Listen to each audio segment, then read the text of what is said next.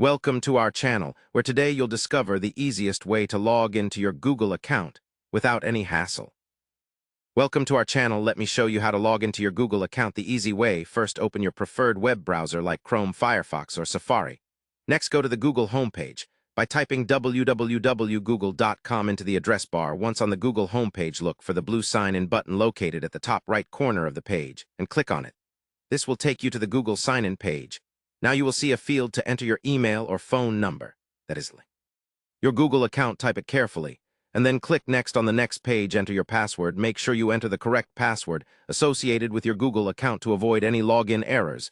If you want your password to be visible as you type, you can click on the small eye icon to ensure accuracy. In case you have forgotten your password, just click on the Forgot Password link and follow the instructions to reset it. For added security, you might be asked to complete two-step verification, which can include entering a code sent to your phone or confirming your identity via another method after entering your password and completing any verification steps. Click on the blue Next button.